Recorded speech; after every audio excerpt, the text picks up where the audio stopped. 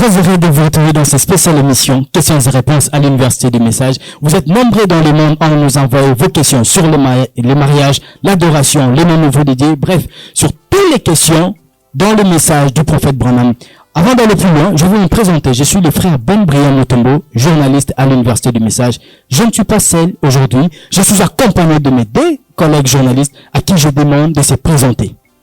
Je suis la sœur Rebecca Tchunza, journaliste de l'église Mission Évangélique Branham Église. Alors, nous sommes sur ce plateau pour vous accueillir et accueillir toutes vos questions. Grande ma joie de vous recevoir ce soir. Je me présente au nom des frères Zoé Mbangoma, journaliste à la Mission Évangélique Branham Église. Bienvenue à tous. Voilà, comme mon collègue journaliste vient de le dire, bienvenue à vous tous qui nous suivez actuellement en ligne. Alors, je vous dis encore bonjour. Bonsoir, ça dépend certainement de l'heure que vous nous suivez. Nous sommes ici pour avoir les réponses à nos questions.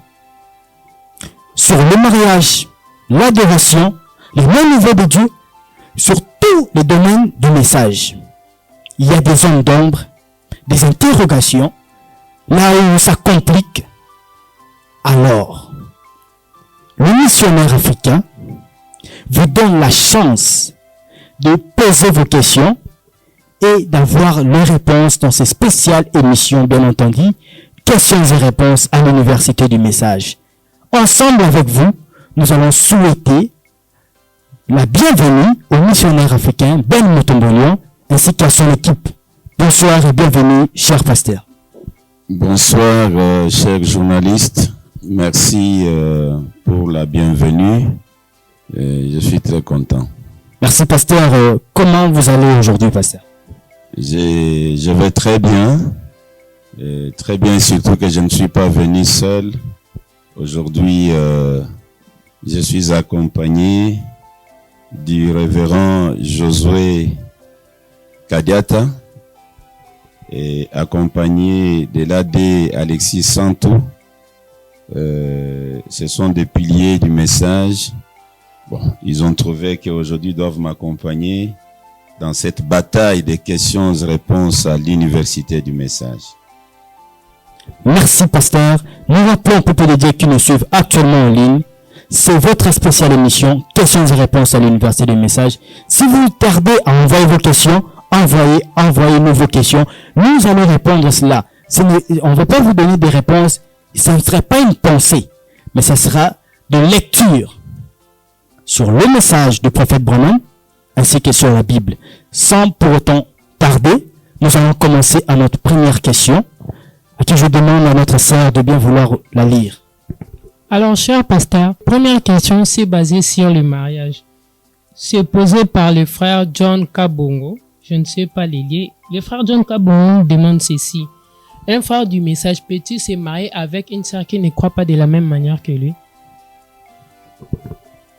Frère John, je ne sais pas où vous restez, mais ce n'est pas cela le plus important.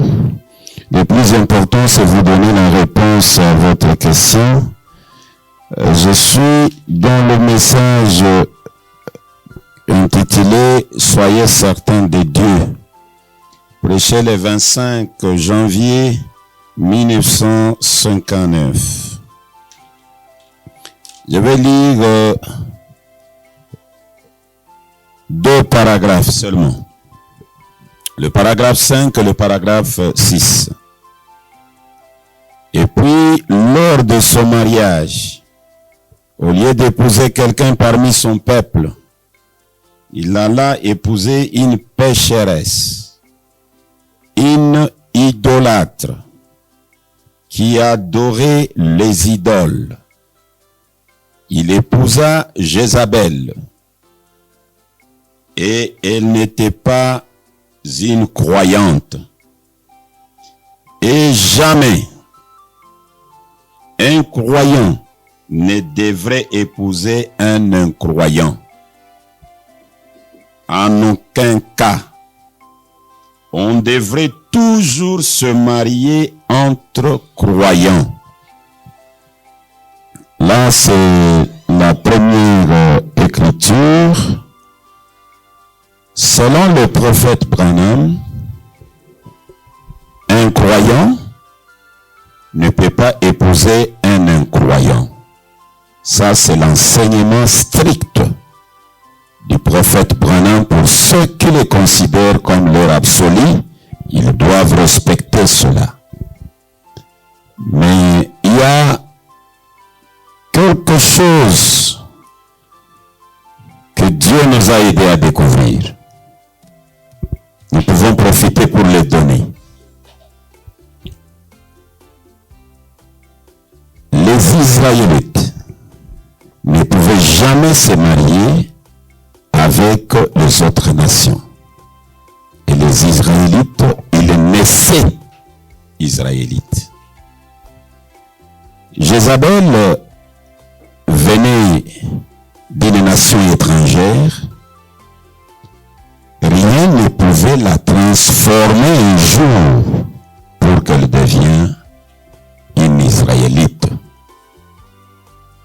Je voudrais que cette remarque soit bien considérée par les hommes de Dieu et par les croyants.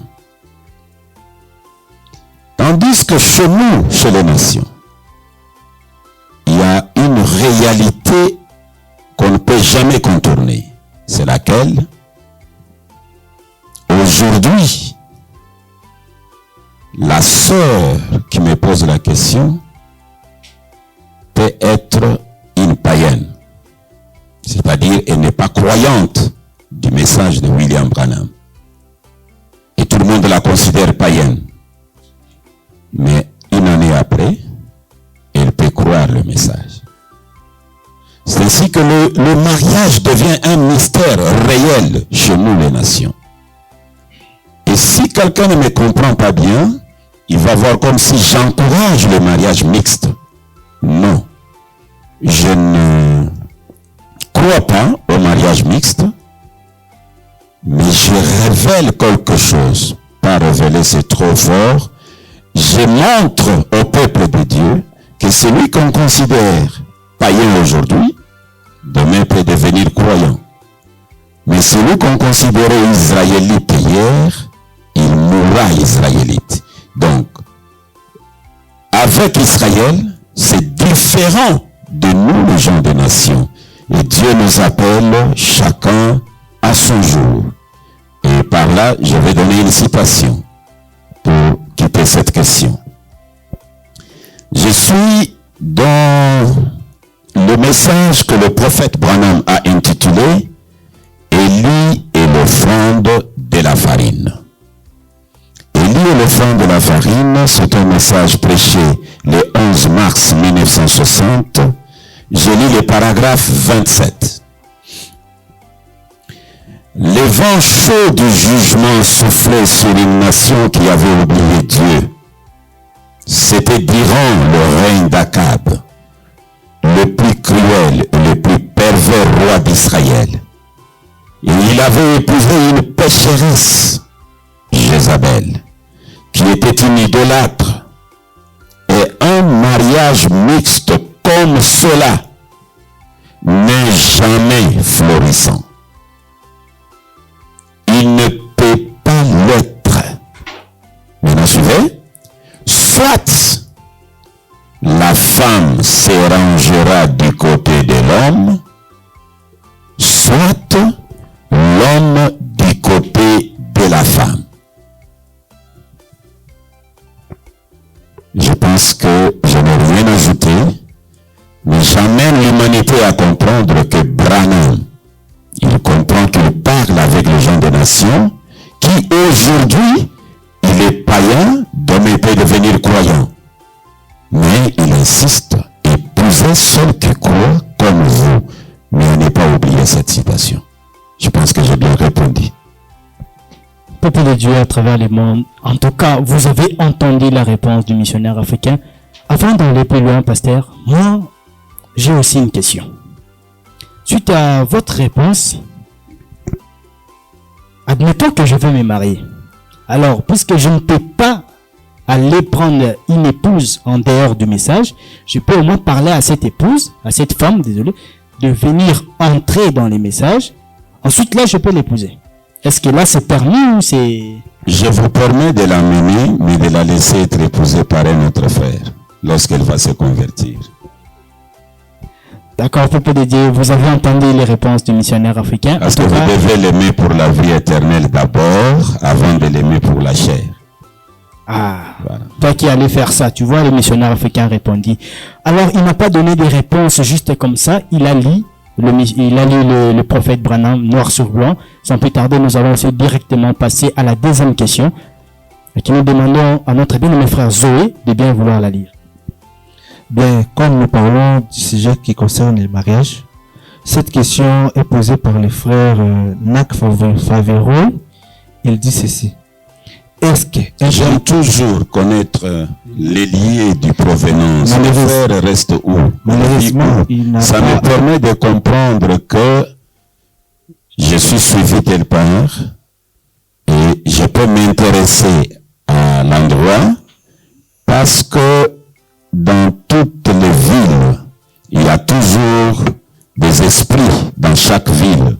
Et alors, on doit donner l'évangile pour aider tout le monde, surtout en tenant compte du milieu où il vit et de la vie qui se passe dans ce milieu-là. D'accord. Vous pouvez poser la question. Malheureusement, le frère n'avait pas envoyé les lieux où il réside. D'accord. Il dit ceci. Est-ce qu'un prédicateur peut-il épouser une femme qui a déjà mis au monde? Il continue, il dit, est-ce que c'est obligatoire qu'un prédicateur puisse épouser une femme qui est vierge? C'est ça sa question.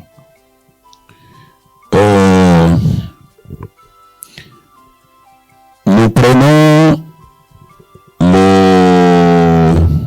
Arrive-t-il à Dieu de changer sa pensée au sujet de sa parole? Je peux chercher ça ici. Nous avons un prédicateur là-bas du nom de Ben Brion.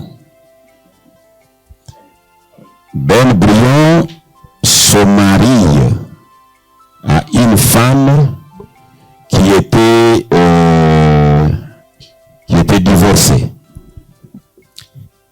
Et la chose grave, le prophète Branham vient consacrer, ordonner Ben Brion. Je suis dans son ordination ici. Arrive-t-il à Dieu de changer sa pensée au sujet de sa parole? C'est prêché le 18 avril 1965. Le paragraphe 34 dit, je parle directement là-bas, je saute. Bon, je peux commencer depuis le paragraphe 33. Il dit, combien ici connaissent Frère Ben? Combien croient qu'il est un serviteur de Dieu, qu'il est digne de cette bénédiction que nous demandons à Dieu de lui accorder? Vous voyez, ce n'est pas un étranger. Cela fait des années et des années qu'il est avec nous. Je sais que c'est un homme humble comme moi. Il fait beaucoup d'erreurs. Nous faisons tout cela. Mais ce que j'aime avec Frère Ben, c'est qu'il est prêt à se jeter à genoux pour réparer ses erreurs. L'autre jour, il a entendu la prédication de mariage et divorce. Lui et sa femme étaient prêts à se séparer. Bien qu'il l'aimait, et elle l'aime, elle aussi, parce qu'ils voulaient être en accord avec la parole, ce qu'ils veulent, c'est tout ce que dit la parole. Je prie Dieu de bénir Ben et sa femme pour son service. Imposons-le les mains à notre frère. Et il commence. Dieu bien-aimé, nous imposons les mains à notre frère Ben, en signe que nous l'aimons, que nous croyons, Seigneur, qu'il désire accomplir une œuvre pour toi, qu'il veut être envoyé au loin avec ses enregistrements, afin de le faire écouter à ce genre de montagne, dans ces endroits reculés, où beaucoup d'entre nous ne voudront probablement jamais aller, mais où pourtant le message doit aller, comme dans le monde entier. Nous te prions de bénir notre frère, de lui donner ton esprit, puisse cet esprit venir sur lui, le guider, le laisser sa femme dans ces endroits où se trouve peut-être cette âme solitaire. Les portes ne pourront pas être fermées tant que cette brebis n'est pas entrée. Tu ne peux pas te satisfaire des 99. Tous ceux dont le nom est inscrit dans le livre doivent être ramenés. Aidez-les, Seigneur, tandis que nous lui imposons les mains et que nous l'associons en nous comme étant notre frère, notre aide, notre prière l'accompagnera. Nous te prions de le bénir, Seigneur, partout où il ira. Au nom de Jésus, Amen. Que Dieu vous bénisse, frère Ben. Nous pouvons lui tendre la main d'association car nous sommes frères pasteurs. Mais voilà. On lui a tendu la main d'association. Je peux prendre un deuxième cas. Au lieu de lire, je donne seulement la référence. C'est dans un homme appelé de Dieu. Vous allez commencer depuis le paragraphe 10. Le Seigneur parle là-bas de Rosella. Rosella. Une pute, une alcoolique anonyme que le Seigneur a converti. C'est une femme qui s'est droguée. Et quand il l'a convertie, elle était une alcoolique abandonnée et tout homme qui avait besoin d'elle passait là-bas. Et quand le Seigneur l'a appelée par le discernement de pensée et l'a convertie, Rosella sont mariés à un missionnaire. Il dit, Rosella et son mari sont en train de prêcher l'évangile aujourd'hui. Qu'est-ce que je veux dire par là? Nous avons 3 sacerdoces. Nous avons la sacerdoce d'Aaron. Et là, ce sont des sacrificateurs qui travaillaient là-bas. Nous avons la sacerdoce de Jésus. Là, nous avons eu des prédicateurs de Paul et les autres, et ils ont écrit un livre des actes, ils ont donné des lois et consorts. Et enfin, nous avons la sacerdoce de Melchizedek. Là, on nous a fait des rois et des sacrificateurs. Et là-dedans, le Seigneur a fait des choses qui vont à l'encontre des autres sacerdoces. Alors, si vous n'êtes pas en mesure de les saisir, vous allez condamner tout. Et si vous n'êtes pas en mesure de le comprendre de la bonne manière, vous allez créer une vie de débauche, mais vous rendez cela la vie de la parole. Donc vous devez savoir comment équilibrer les choses et rester au milieu des Saintes Écritures. Voilà. Vous avez entendu de vous-même. Le missionnaire africain est en train de répondre noir sur blanc à vos questions. Là où tu es, peut-être que la réponse du missionnaire africain ne t'a pas assez convaincu. Tu as encore d'autres questions ou des citations. Envoie-nous des citations, car les Écritures ne se contredisent pas. Il y a toujours l'harmonie des Écritures. Avec le missionnaire africain, nous allons lire les Écritures que vous allez envoyer et il y aura l'harmonie des Écritures. Car lui-même le prophète dit, les Écritures ne se contredisent pas. Alors vous êtes là, vous avez entendu les missionnaires africains. En tout cas, il a répondu. Missionnaire africain, vraiment, vous avez vraiment répondu. Je vais aussi ajouter encore quelque chose. Comprenez-moi, j'ai un peu de questions. Oui. Vous avez parlé de Rosella qui était une pute. Oui, c'est bon. Mais est-ce que la situation allait changer? C'est vrai que Rosella était une pute. Donc quand on parle d'une pute, on comprend, on sous-entend déjà qu'elle a déjà été déviergée. Mais la situation aurait pu au moins changer si Rosella avait un fils ou une fille. Est-ce que la situation allait changer ou bien c'est la même chose? C'est pourquoi j'ai commencé avec Ben, qui a une femme qui venait de notre mariage. C'était clair. Et quand ils ont écouté l'évangile, dans le mariage et divorce, ils ont compris que nous, on ne peut pas vivre ensemble. On doit se séparer. Et le Seigneur leur accorde le pardon. Et chose grave, il vient ordonner Ben dans le ministère. Et j'étais en train de chercher l'écriture ici dans question-réponse numéro 4, numéro 3, où le Seigneur Branham dit, quand vous me posez des questions sur le mariage et le divorce, vous ne savez pas comment ça me brise le cœur. Parce que j'ai beaucoup d'amis prédicateurs qui sont mariés 2 ou 3 fois. Sur la polygamie. Beaucoup de Non, je ne suis pas encore arrivé là. Voilà, merci. Je pense que la question là, ce que je peux dire à ceux qui nous suivent, aujourd'hui, je ne pensais même pas lire les Écritures. C'était juste l'ouverture. L'introduction. L'introduction ou la réouverture de l'université du message. Donc, je n'entre pas en profondeur dans mes réponses, mais je donne quand même des réponses qui vont aider l'humanité. Si quelqu'un n'est pas satisfait, revenez avec la même question, posez-la peut-être d'une autre manière, et chaque samedi, nous sommes là. À 20h, oui. Nous sommes là, sans problème, pour répondre à l'université du message. S'il y a une question qui dérange les gens, qui sème les troubles, ils vont envoyer en tout cas. Envoyez-la. Nous sommes là. Ce n'est pas que nous connaissons tout le message, mais nous allons nous soumettre à l'auteur de la parole. Il nous viendra pour donner la réponse. Merci, pasteur. Merci. Peuple de Dieu, en tout cas, vous avez compris. Même puisque le pasteur a essayé de frôler la polygamie en disant que Frère Branham lui-même a dit que quand vous parlez de la polygamie, ceci, cela, ça me fait mal au cœur parce que j'ai 2 amis prédicateurs qui ont 2, 3 femmes.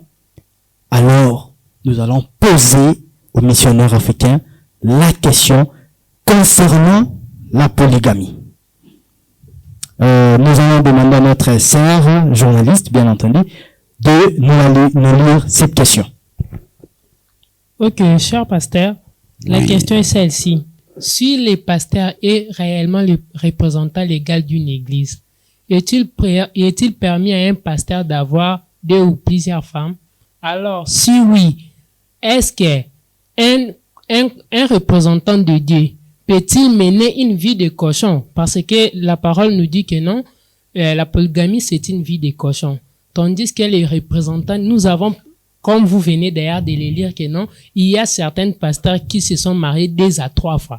Donc nous, personnellement, on peut les considérer comme ils étaient ou bien ils sont des polygames. Alors, s'ils sont des polygames, est-ce que c'est réellement des vrais pasteurs ou bien est-ce que on peut réellement les suivre parce qu'ils sont les représentants de Dieu menant une vie de cochon?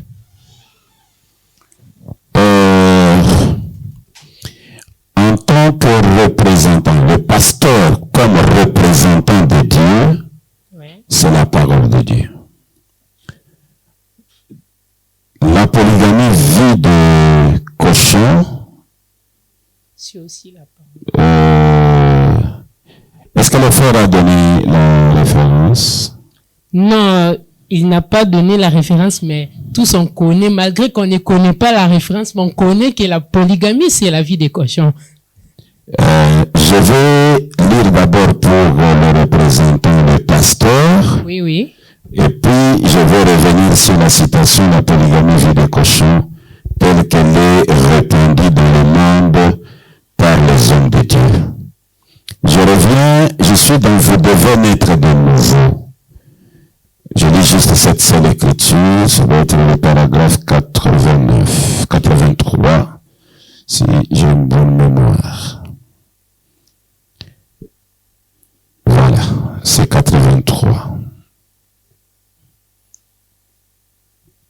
Vous devez naître de nouveau, prêché le 19 juin 1958. Le paragraphe 83. Souvent, ces gens qui parcourent le pays, ce qu'on appelle guérisseurs divins, les gens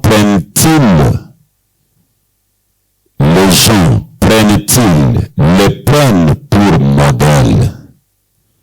Vous feriez mieux de détourner votre pensée d'eux. C'est exact. Gardez votre pensée fixée sur Christ. C'est sur lui qu'il faut fixer votre pensée. pas sur votre pasteur. Aimez votre pasteur et respectez-le. C'est un homme honorable, un homme de Dieu certainement, mais gardez votre pensée fixée sur Christ et placez votre affection sur Christ. Respectez-le bien, respectez-le bien pour ce qu'il est en tant que révérend, parce qu'il est le représentant de Dieu auprès de vous. Vous avez compris? Cher pasteur, avant de continuer, je peux encore poser une question là-dessus. À la place toujours de la personne qui l'a posée. Oui, posée. Et, vous avez dit que, étant que le représentant, nous devons l'aimer, les soutenir, mais nous devons garder notre posture chez Christ. Oui. Alors, quand on parle de soutenir, c'est-à-dire on soutient aussi cette vie de cochon. Non, je ne suis pas encore arrivé sur le problème de la vie du cochon. Okay. Je suis en train de vous faire voir que le pasteur de pasteur, Branham, vous amène à un niveau où vous devez aimer votre pasteur, le respecter, et il est le représentant de Dieu auprès de vous, mais il vous amène à comprendre que la personne sur qui vous ne pouvez pas vous tromper, ce n'est pas votre pasteur, c'est un aimé, il peut faillir. Mais Christ, lui, ne faillira pas. Votre pasteur est le représentant de Dieu, mais cela ne peut pas vous amener à le considérer comme Dieu. À ce moment-là, lorsque vous allez le trouver dans une erreur, vous allez abandonner même la parole. Vous avez bien compris? Oui. Maintenant, je reviens à la citation en question. C'est dans le surnaturel, hein? Je crois. Je vais trouver ça, le surnaturel. Si votre pasteur est un polygame, ou disons encore, si votre pasteur a plusieurs femmes, et que nous tous on sait que le pasteur est le représentant légal de Dieu au sein d'une église. Et il y a aussi des gens qui disent, ou disons des écritures qui disent, le missionnaire africain va nous confirmer cela si ça existe réellement, que la vie, ou disons la polygamie, c'est la vie des cochons. Un homme, pasteur, qui conduit des brebis, peut-il avoir une vie de cochon? Je suis à l'écriture. Ça, c'est l'université des messages. À l'université des messages, nous devons avoir l'harmonie des écritures. Oui, oui, c'est ça. Je souhaiterais faire l'émission avec vous que sur la polygamie ou sur les formes du mariage. À l'université du message, je peux le faire librement. Ah, vous avez entendu? C'est une occasion en or pour vous. Envoyez encore vos questions. Le missionnaire africain vous donne la chance d'avoir des réponses noir sur blanc sur la polygamie. Oh, la vie des cochons. C'est là. Envoyez vos questions. Maintenant, là, mon journaliste, je lis d'abord la citation en question. Et nous allons la suivre un peu nous tous. Le surnaturel, prêché le 29 janvier 1956, le paragraphe 47, l'orateur principal dit ceci. L'autre jour, en parlant de la polygamie à quelqu'un, j'ai dit que la nation de l'ensemble serait meilleure si elle pratiquait la polygamie. C'est fort, hein, l'écriture. C'est ça la citation. Je suis en train de lire. Maintenant, il faudrait saisir le prophète. Qu'est-ce qu'il est en train de vouloir dire au peuple? L'autre jour, en parlant de la polygamie à quelqu'un, j'ai dit que la nation dans l'ensemble serait meilleure si elle pratiquait la polygamie. Elle est serré. Nous sommes la nation où le taux de divorce est le plus élevé du monde. On se marie et on pratique le mariage mixte. On se marie et on pratique le mariage mixte parce que nous cherchons à amener les hommes du monde extérieur à s'accorder avec la doctrine chrétienne. Mais vous ne pouvez pas mettre la nature d'un agneau dans un cochon. La polygamie serait meilleure pour lui. Vous pouvez ne pas croire ça, mais Dieu considérera la polygamie et pardonnera beaucoup plus rapidement cela qu'il ne pourrait. Je vais descendre. Je m'arrête d'abord là. C'est le prophète.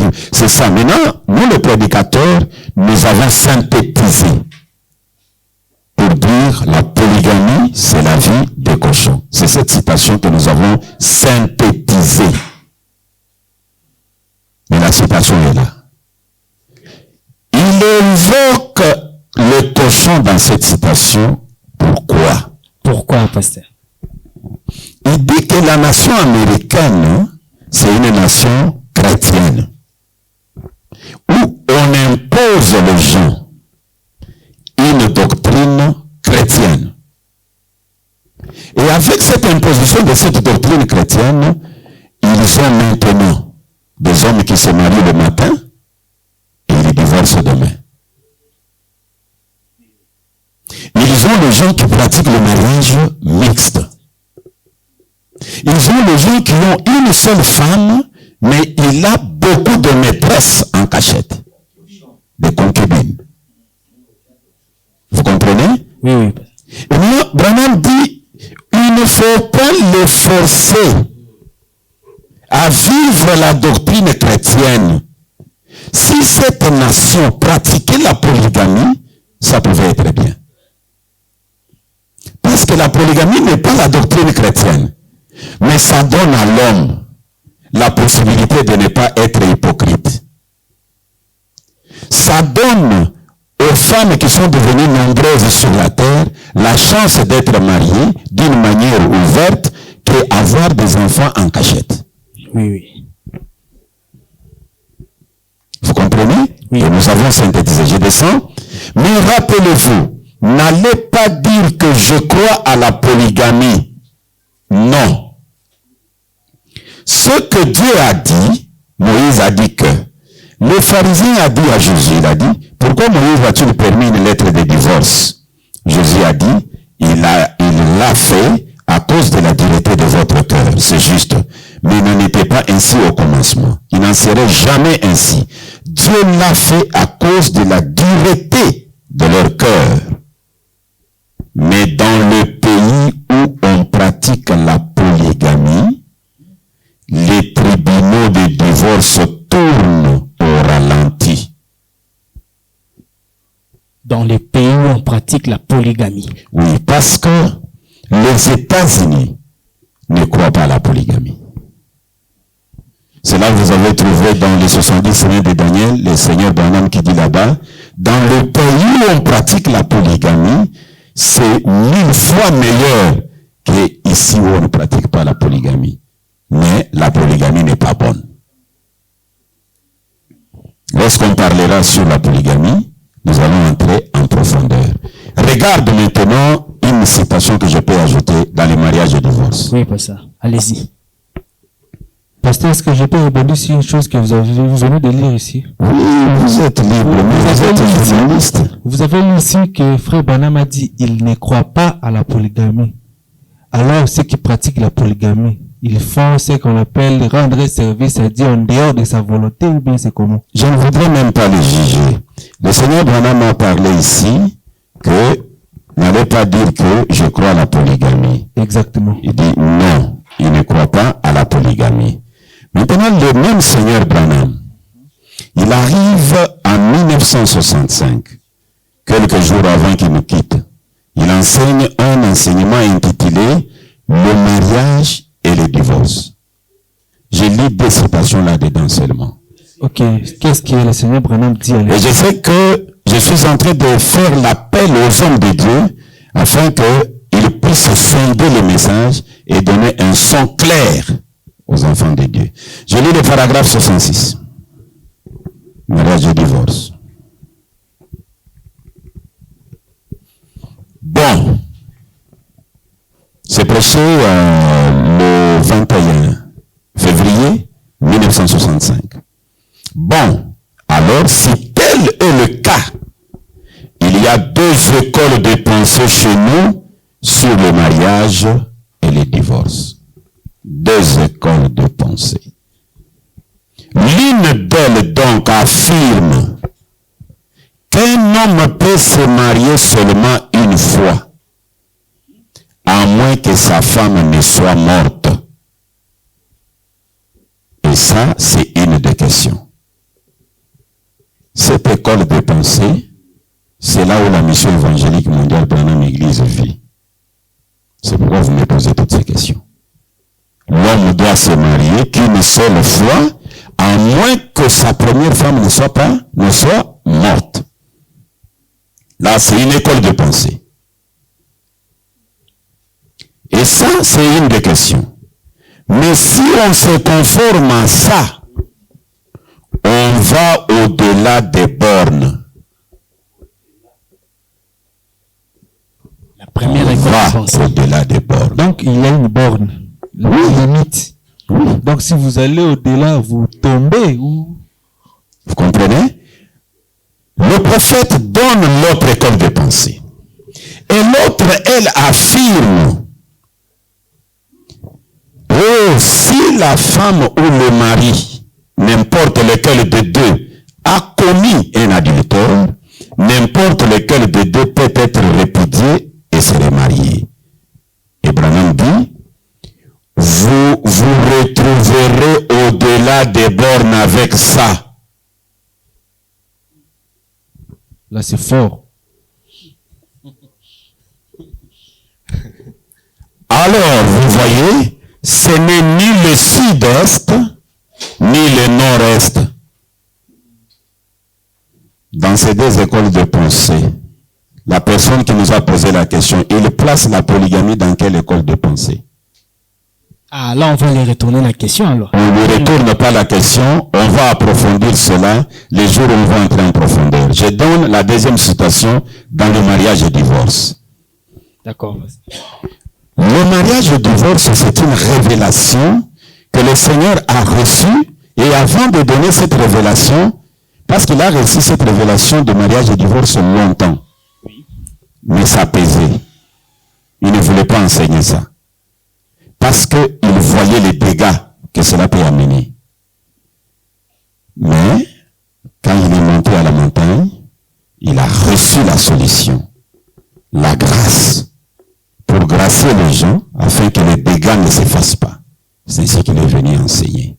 C'est une grande révélation que lui-même appelle une révélation qui sort de 7 sceaux. Maintenant, je suis au paragraphe 200, je peux lire 202. Dans le mariage et divorce. Je vais juste lire cela. Non, ça n'a pas de problème. La machine a de l'autonomie. Ça peut toujours résister. Paragraphe 202. Cette brochure de mariage et divorce, je vous assure que c'est une brochure très compliquée. Une brochure... Bon, je peux lire 201. Vous qui nous suivez actuellement en direct, le missionnaire africain est en train de répondre à une question concernant la polygamie. Et oui, la polygamie est une vie des cochons, tout ça. Le missionnaire africain est en train de répondre. Je m'excuse, cher journaliste, j'étais vraiment concentré. Paragraphe 199. Je lis de 199 en descendant. Je vais lire juste 3 citations, donc 3 paragraphes ici. Et je peux quitter la question. D'accord. Et par la grâce de Dieu, nous allons proclamer une Oui. juste que sur les formes du mariage. Pour savoir quelle est la forme du mariage que le Seigneur a pris actuellement. Ah, en tout cas, peuple de Dieu, vous avez entendu. Donc, c'est le moment d'envoyer vos questions. Comme ça, on va présenter au missionnaire africain, il va les répondre. Questions et réponses à l'université du message.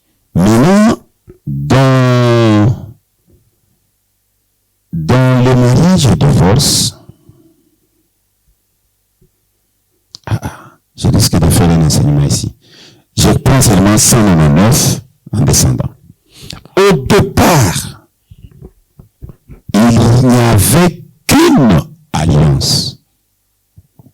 Adam et Ève étaient égaux. Un homme et une femme. Or, la femme a péché. Qu'est-ce qu'elle a provoqué? C'est ce qui les a tous entraînés dans la mort. Et Dieu a dû faire une alliance à cause de ça. Une autre alliance. La voilà, ici même, dans Genèse 3,16. Il a fait une autre alliance. Maintenant, le monde doit être repeuplé, pas par la création originale de Dieu, comme au commencement, pas par la création originale, mais par les désirs sexuels. Bon, voilà qui met fin, qui met le point final au commencement. N'est-ce pas? Au commencement, il n'y avait qu'un seul homme et une seule femme, un mâle et une femelle. Mais une fois qu'elle a traversé la ligne et qu'elle a introduit ce péché, voilà que maintenant le monde doit être repeuplé de nouveau par le sexe, pas par la création, par le sexe. Vous voyez ce qu'il en est de la femme maintenant? Bon, mais c'est par ce moyen-là que le monde est peuplé aujourd'hui à travers la femme. Je prends le paragraphe 202 et 203, je pense que je peux m'arrêter par là. Or, vous voyez ensuite, après le commencement, quelque chose d'autre a été introduite. Or, ceci va vous donner un choc. Or, vous voyez, ensuite, après le commencement, quelque chose d'autre a été introduit. Or, ceci va vous donner un choc. Êtes-vous fatigué? L'ensemble dit non.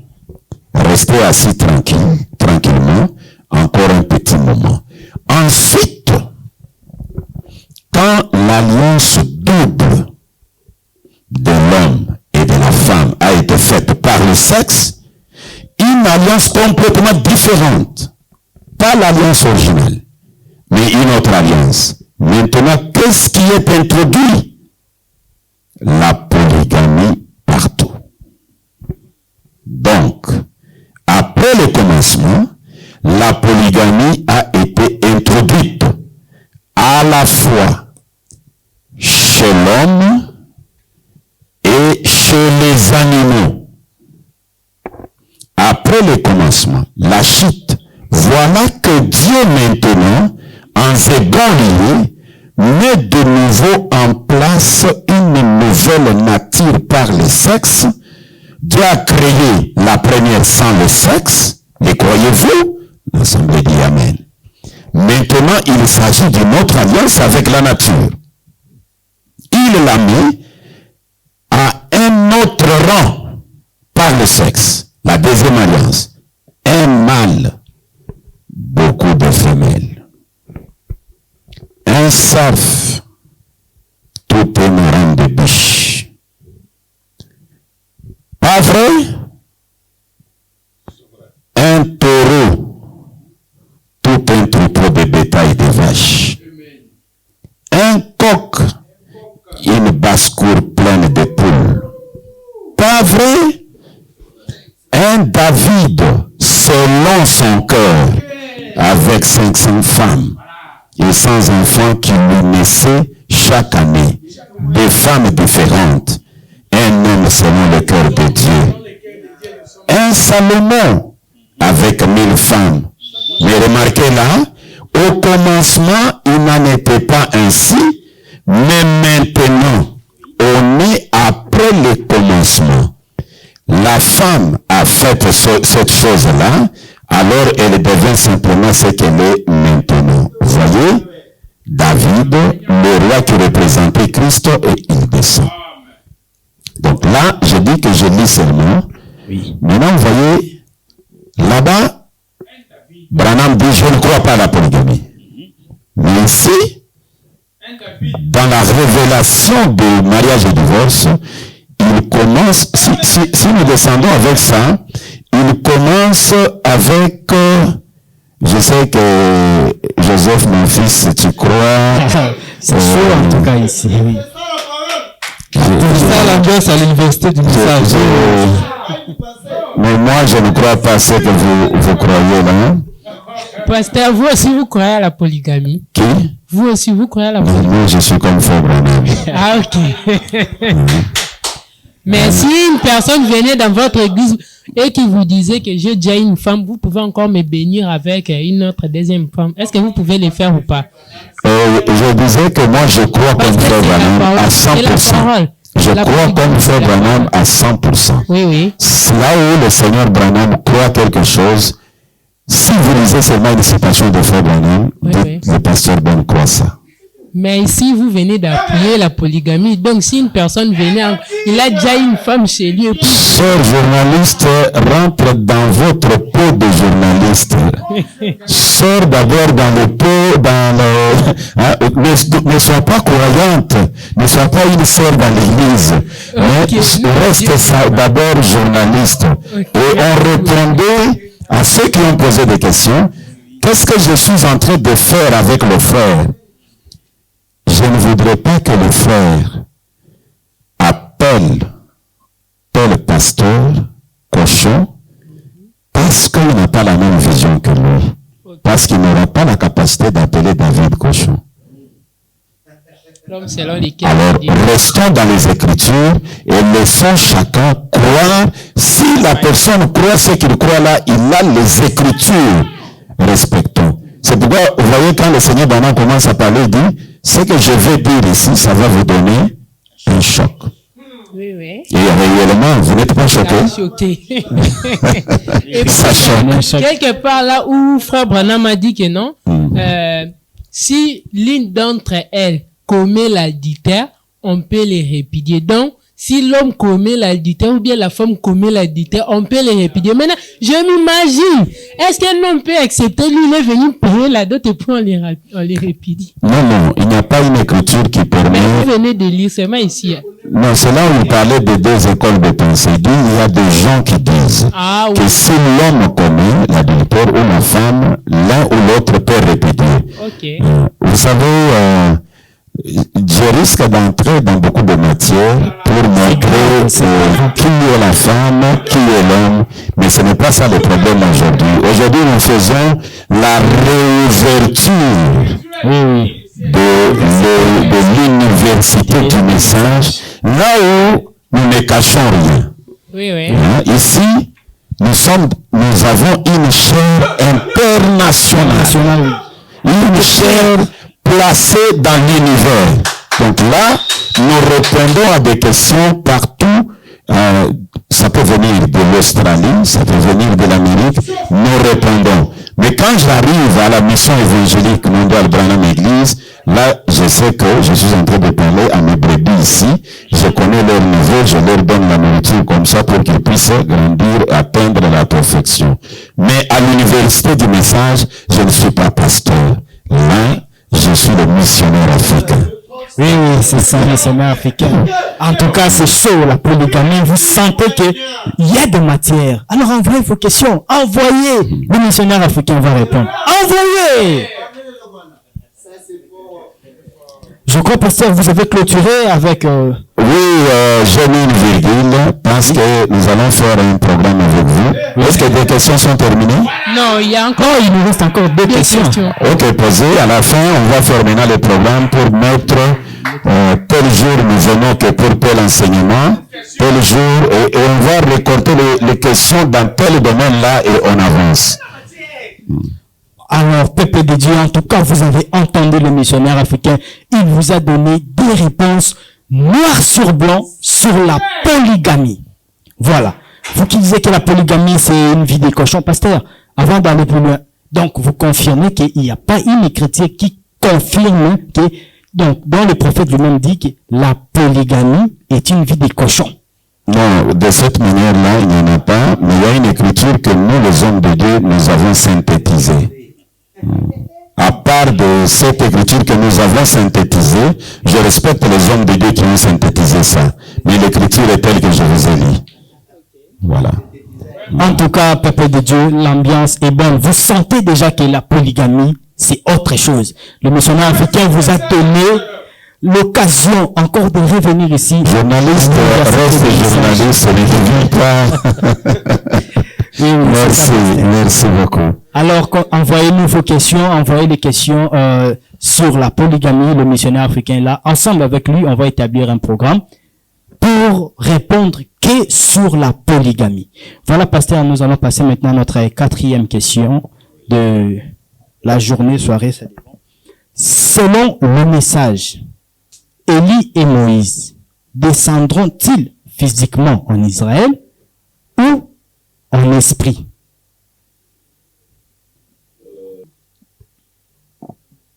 D'abord, ça doit être dans le Sibit.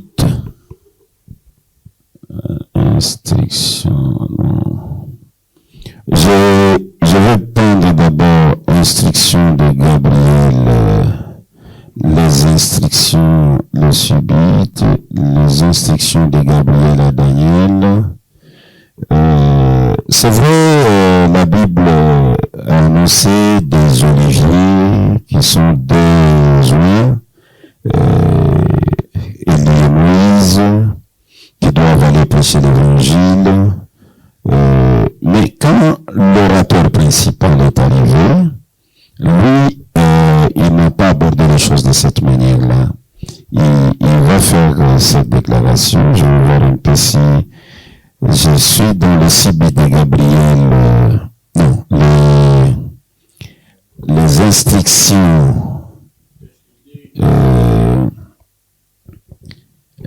les instructions de Gabriel à Daniel. Je vais aller un peu au paragraphe 122. Je vais voir si je peux trouver quelque chose là-bas. Et puis, je pourrais lire encore dans la Révélation. Ok, 122. Nous rappelons au peuple de Dieu qui nous suivent actuellement en direct. C'est une émission questions et réponses à l'Université des Messages. Vous avez envoyé vos questions et voilà, nous sommes là avec le missionnaire africain, bien entendu. Il est en train de donner les écritures noir sur blanc à vos questions. Vous qui gardez encore des questions, envoyez vos questions. Ensemble avec les missionnaires africains, on va donner des réponses claires, noir sur blanc, dans les messages ainsi que dans la Bible. Continuez à nous envoyer vos questions, surtout que le missionnaire africain vous a donné encore une chance de parler sur la polygamie. Voilà, oui, 122, le paragraphe est tourné, bon, je peux le lire. Je lis 122 et 123. C'est là que j'essaie de dire à ce frère qui est passé ici, qui parle d'aller en Israël. Tenez-vous loin d'Israël. Tenez-vous loin de là. Vous tous qui parlez d'aller convertir les Juifs avant que ce message soit terminé. Vous verrez que c'est ainsi dit le Seigneur par la parole et aussi par l'Esprit. Israël sera converti, toute la nation en ennemi. La Bible le dit, mais l'évangile n'est même pas pour eux. Il y a quelques renégats qui sont en dehors, et ainsi de suite, comme ça, qui entrent et qui sont en dehors du corps principal des Juifs, qui entrent et reçoivent le salut. C'est vrai, Je crois ça de tout mon cœur. Mais souvenez-vous, tant qu'Israël est en dehors de son pays, ils ne peuvent pas être sauvés. Maintenant, ils retournent et ils seront sauvés. Toute la nation au complet. En un jour, la Bible le dit, un jour ramènera tout Israël à Dieu. Suivez. Quelque chose de tellement puissant va arriver en Israël, en de ce jour, que ça va ébranler la nation tout entière. Même le prophète s'est écrié, il a dit, tu as fait cela en un jour. En un jour, ils verront quelque chose de puissant arriver là. À mon avis, ce sera un prophète puissant qui paraîtra et qui se tiendra devant Israël pour leur prouver que le Messie est toujours vivant. Pas deux. Pas deux. Un. Ça, c'est la vie du prophète, de l'orateur principal. Et alors, maintenant, les deux là qu'on parlait, ils sont où? Parce que lui dit, à mon avis, ce sera un prophète puissant. C'est là où je pars maintenant dans la révélation numéro 1. Apocalypse, chapitre 1er. Je suis là.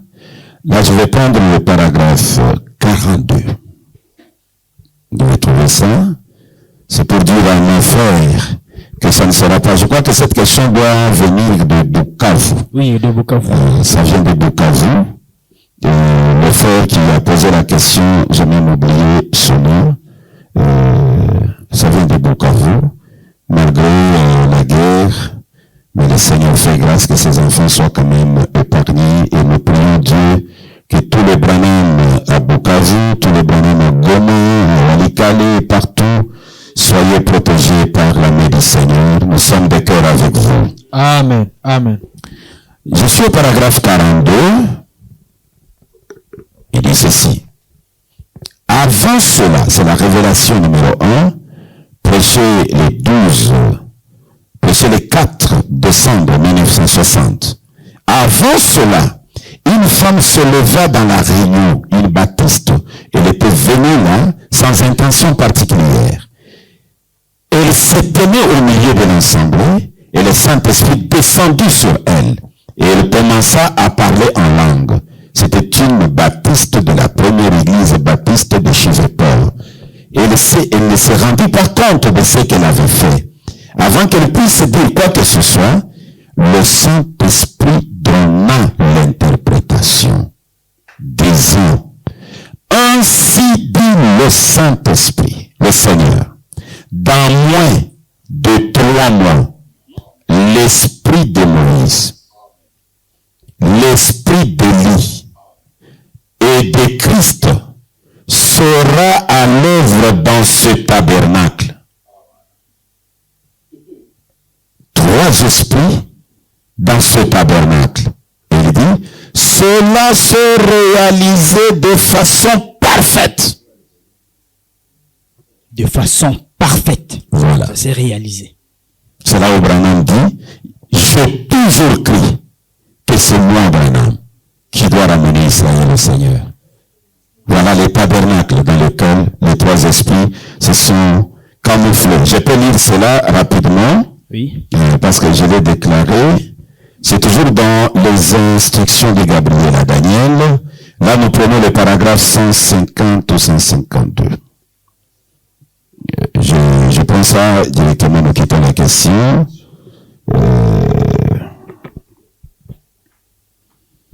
Questions et réponses à l'université du message.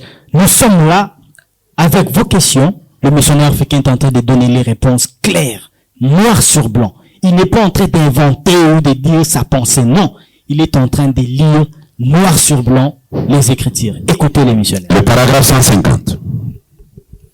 Les instructions de Gabriel à Daniel. Israël qui retourne dans sa patrie. Israël, permettez-moi juste de dire ceci maintenant, pendant que je pense que ce n'est plus enregistré. Permettez-moi de dire ceci. Alors même où Israël est devenu une nation, Oui. la raison pour laquelle j'ai toujours cru et je l'ai dit devant mon auditoire ici, qu'il y avait quelque chose que j'allais avoir un rôle à jouer avant de mourir pour ramener Israël au Seigneur. Pour ramener. Ramener, c'est racheter. Racheter, c'est rédempter.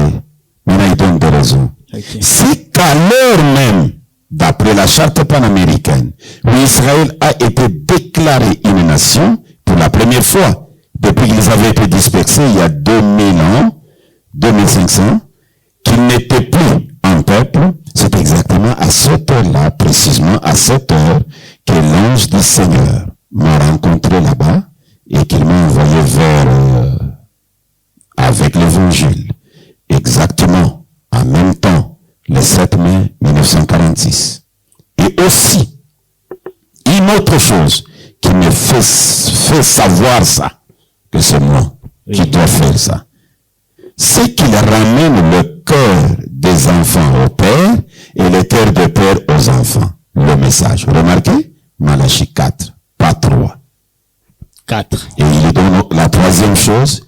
Il dit, lorsque on a donné des Nouveaux Testaments, et Lévi Pétri est allé donner le Nouveau Testament aux Juifs, les Israël ont dit, mais si il est le Messie, qu'il vienne et qu'il montre les signes messianiques, nous croirons en lui. Et Branham dit, quel terrain favori pour moi? Donc, ce n'est pas deux personnes, c'est une seule personne, et c'est Branham. Voilà pourquoi nous croyons, nous autres, que Branham termine tout le mystère de Dieu. Après Branham, il n'y a pas une autre personne qui va terminer ce mystère. Donc c'est Branham qui fait ça.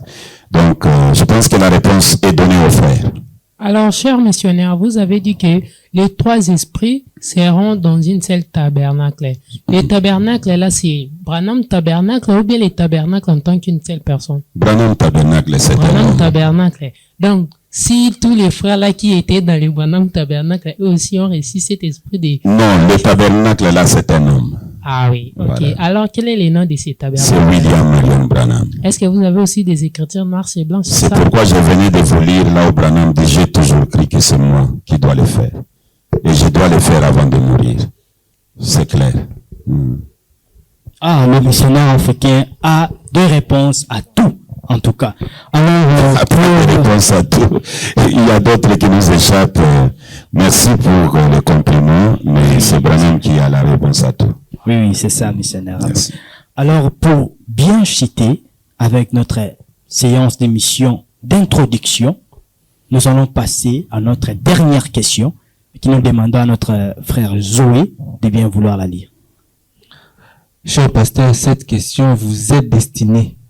Le frère qui a posé cette question s'appelle le frère Joseph Antler. Le lieu où il habite, je ne sais pas, il n'a pas précisé. Il dit ceci. Oui. Cher pasteur, pourquoi vous diabolisez le Seigneur Jésus-Christ alors que frère Branham lui-même a dit Jésus qui marcha à Galilée est le même Jésus qui marche à Kentucky?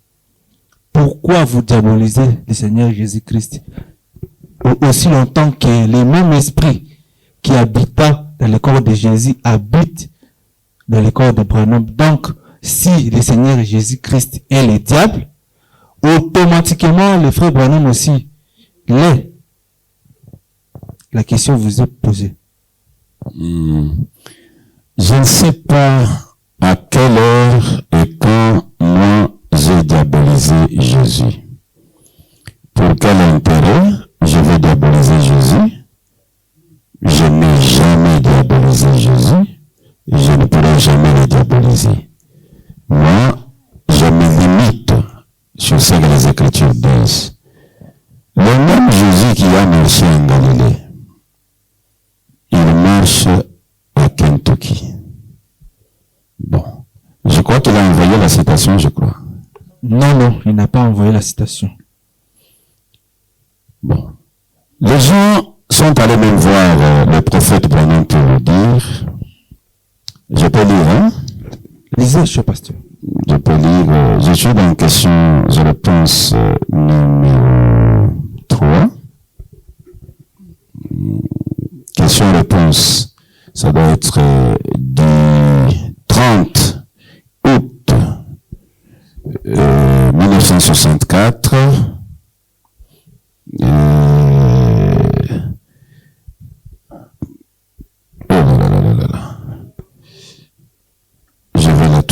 excusez-moi, questions et réponses. Pendant que le missionnaire africain est en train de rechercher l'écriture, nous rappelons un peu de l'idée que nous suivons actuellement en ligne. C'est votre émission, questions et réponses à l'Université du Message. Vous qui détenez encore vos questions, envoyez-nous vos questions avec l'appui du prophète Branham, donc les écritures noir sur blanc et la Bible. Il y aura des réponses à vos questions. Si vous avez aussi des citations, envoyez, nous allons mélanger le tout et il y aura l'harmonie des écritures. J'ai suivi la question, disant le même Jésus qui a marché en Galilée, c'est le même qui marche à Jeffersonville, qui marche à Kentucky. Carrément, ça nous donne l'occasion de comprendre que Frère Branham lui-même, c'est lui le Seigneur Jésus. Alors, quand vous diabolisez Jésus, donc vous diabolisez automatiquement Frère Branham.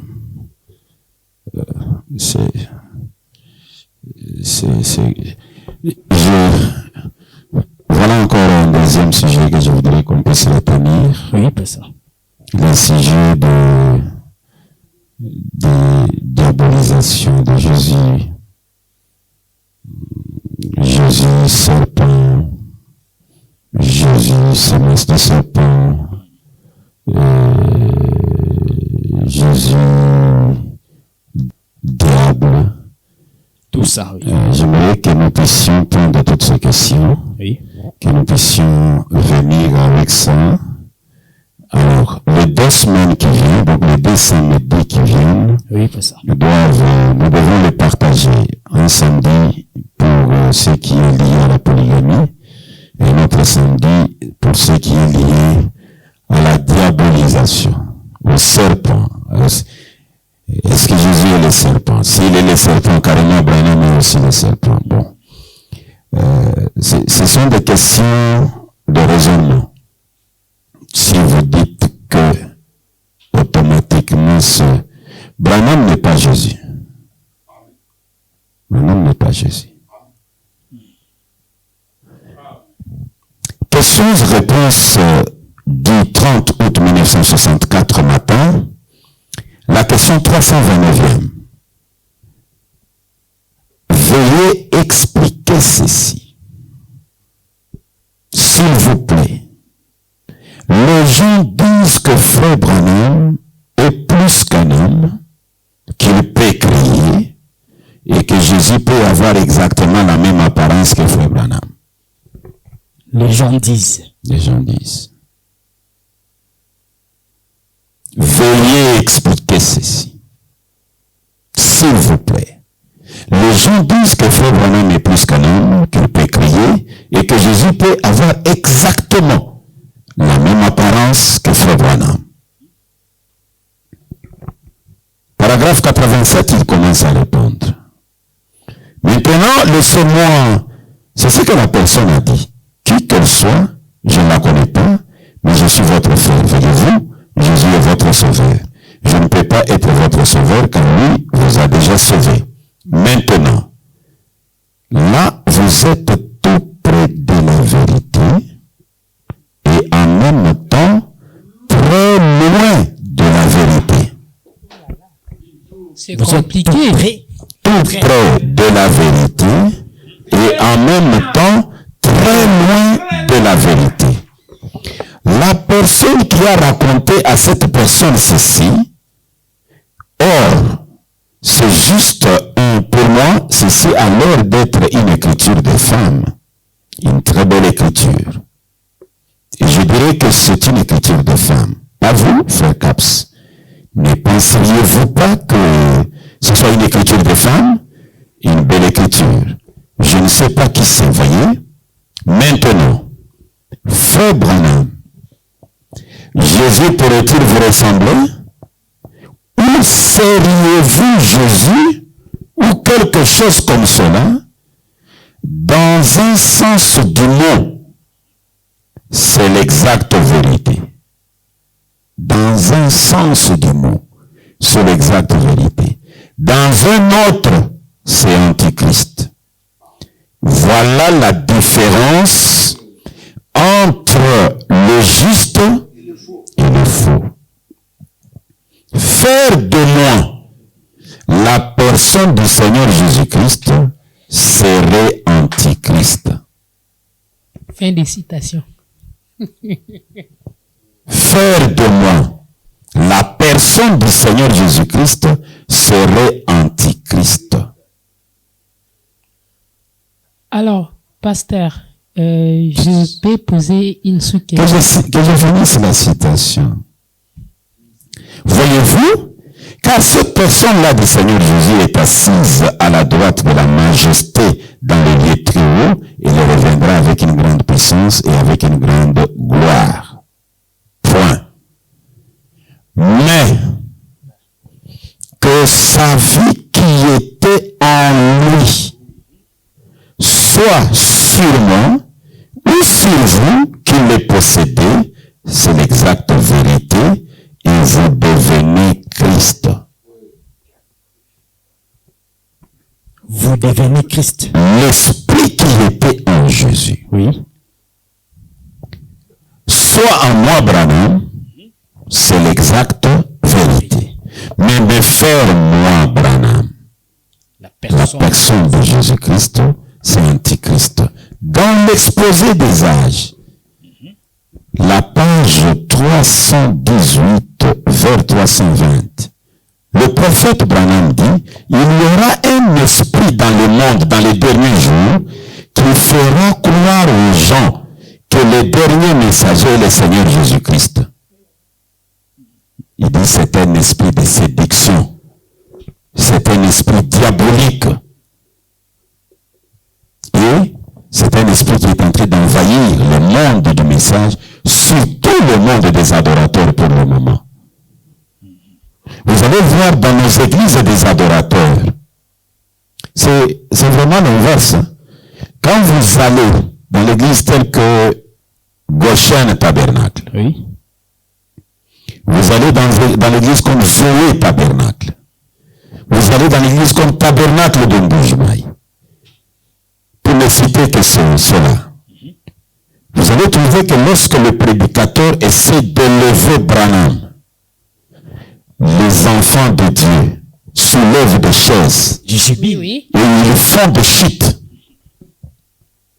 Maintenant, regarde l'inverse. Allez dans nos églises soi-disant des adorateurs de Branham. Oui. Lorsqu'on commence à dire le Seigneur Jésus est celui qui nous a sauvés, vous trouvez les gens qui se tiennent debout avec des chaises à main. C'est l'inverse. Il faudrait que nos vrais frères qui prennent dans le Zoé Tabernacle nous rejoignent. Et les vrais frères de Goshen Tabernacle qui prennent dans nos rangs les rejoignent aussi. Vous allez voir que les choses vont bien marcher. Donc, diaboliser Jésus, ce n'est pas, bon, je veux dire aux frères que Pasteur Ben n'a aucun pouvoir ni de diviniser quelqu'un, ni de diaboliser quelqu'un. Le pasteur Ben, son travail, c'est de lire les Écritures. Si je le lis, et dans les tableaux, vous trouvez que, actuellement, le diable est adoré sous la forme de Jésus, vous avez vu. C'est pas Ben qui a diabolisé, parce que Branham déclare, toutes les églises, maintenant, adorent le diable. Maintenant, moi, je voulais cette citation-là. Et vous vous dites, bon, pasteur Ben, qu'est-ce qu'il veut dire? Il veut diaboliser Jésus. J'ai voulu l'écriture où Branham dit, Oui. c'est la même pièce de monnaie. Elle tombe d'un côté, elle donne Jésus. Et elle tombe de l'autre côté, elle donne Marie. Et moi je vous dis, vous êtes où? Si c'est chez Tata Raphaël, ça donnait. Et si vous êtes à Shekinah, ou même je ne sais pas où ça donnait Jésus. Mais c'est la même pièce de monnaie. Et vous vous dites, le pasteur Ben est en train de... Non. Dites, le pasteur Ben a lu l'écriture qui semble diviniser, tout comme diaboliser. Mais j'aimerais qu'on revienne Oui. pour poser la question. Qui est le serpent? Qui est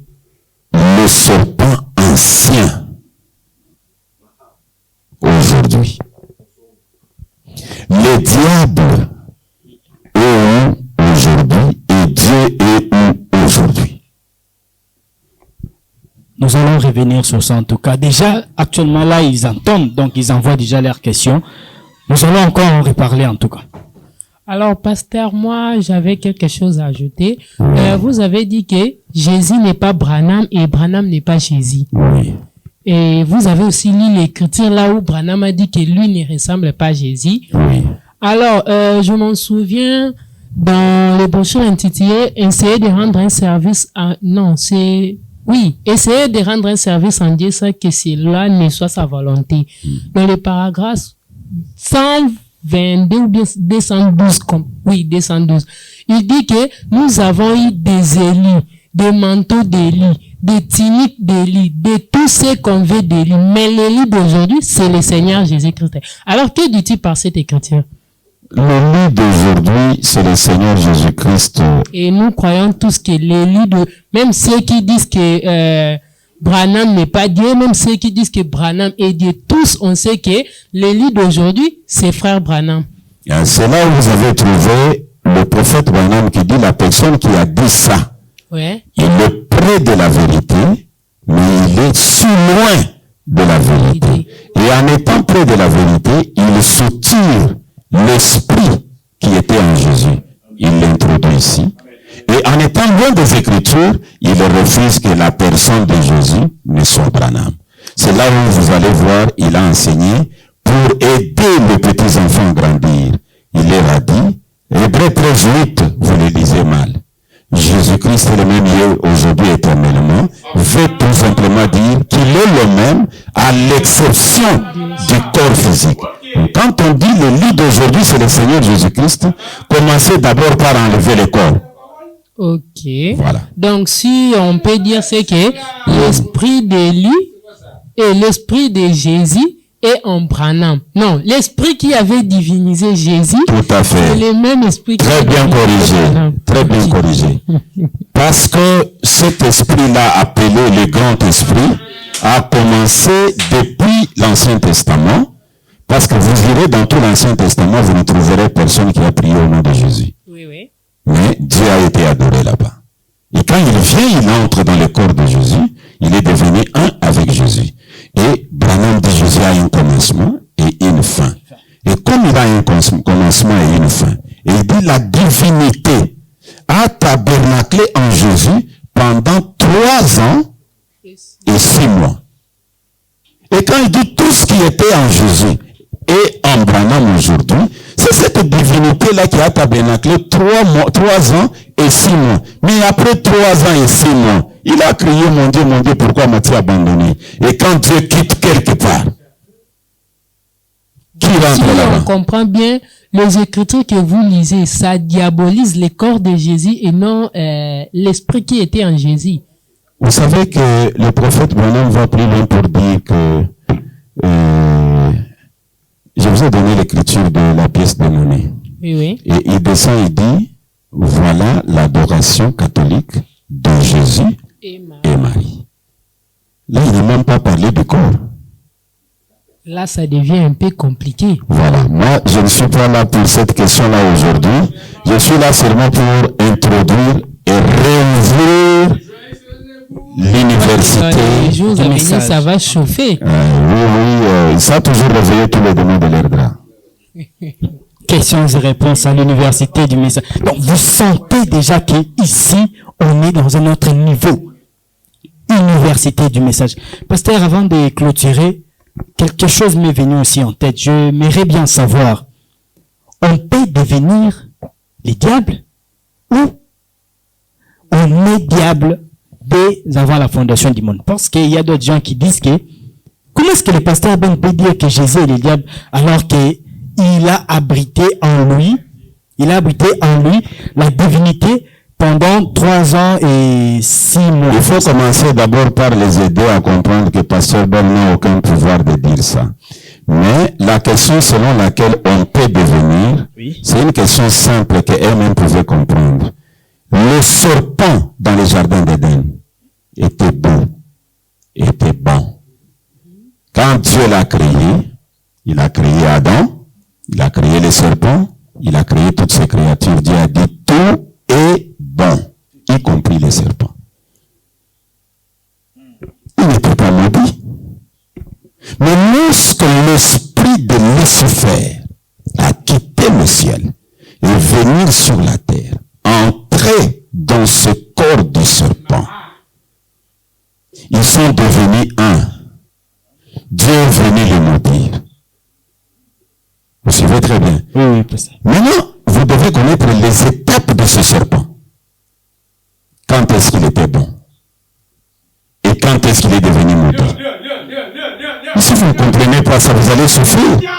Vous allez comprendre, vous, comme si, même quand Marie marchait là, il marchait avec la divinité dans le ventre. Non.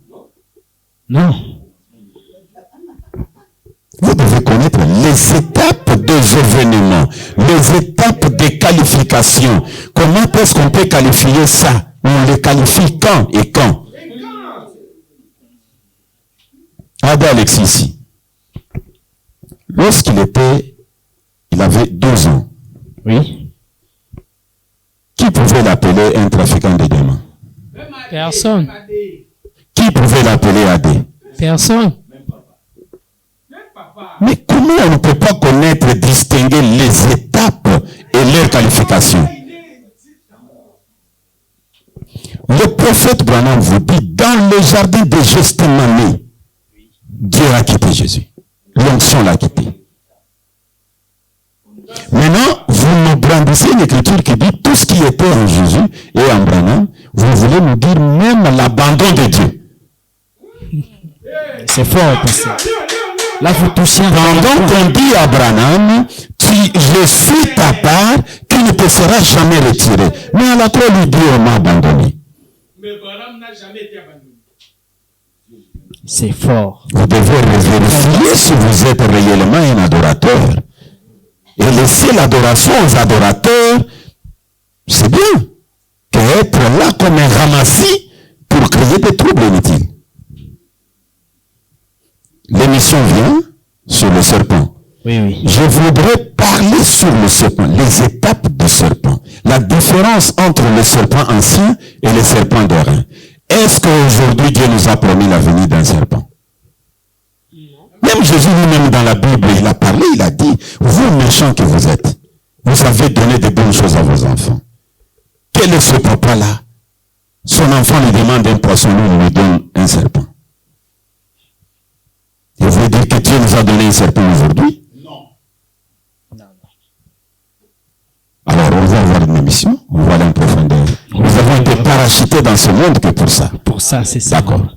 Donc, on sent réellement que non, ces thèmes ici, c'est tellement profond. En tout cas, donc, continuez à envoyer vos questions, envoyez encore. Voilà, le missionnaire vous a encore promis quelque chose. Envoyez-nous cela encore.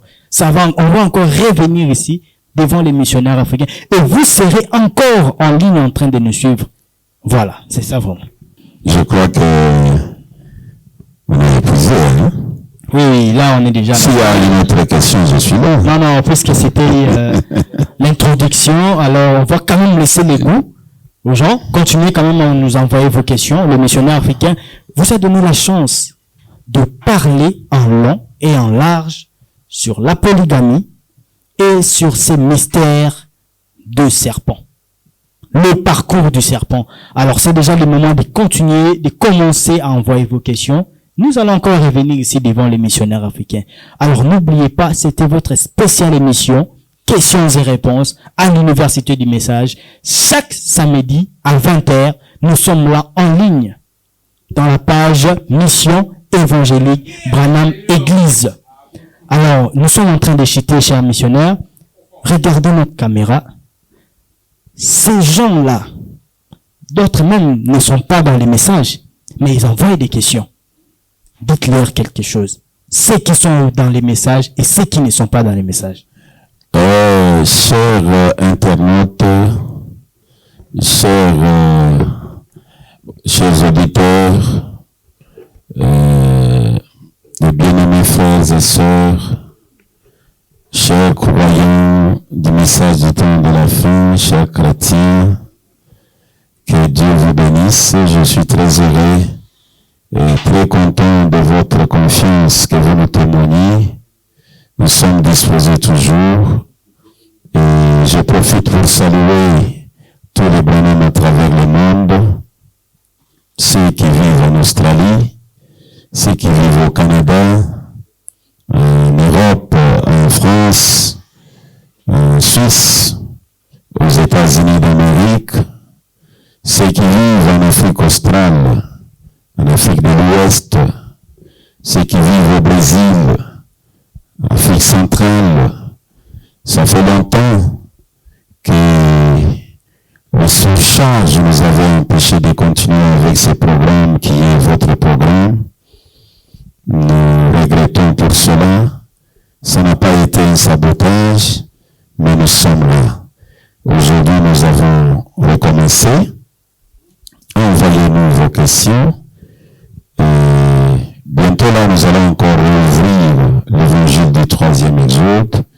Et là, on va commencer à donner des enseignements approfondis. Dans l'évangile du 3e Exode, vous avez des enseignements hybrides. Et à l'université du message, vous avez des réponses à vos questions qui ne vont pas suivre les enseignements, mais qui vont juste être des tics au tac. Donc, vous donnez des questions et on vous répond. Pour aujourd'hui, le missionnaire africain vous aime. Je vous aime. Et je prie pour vous, vous aussi priez pour moi. Que Dieu vous bénisse. Merci, pasteur. Alors, peuple de Dieu, nous sommes là à la fin. Nous rappelons qu'à la présentation, il y avait le frère Ben Brian Mutombo, la sœur Rebecca, ainsi que le frère Zoé Mbangoma.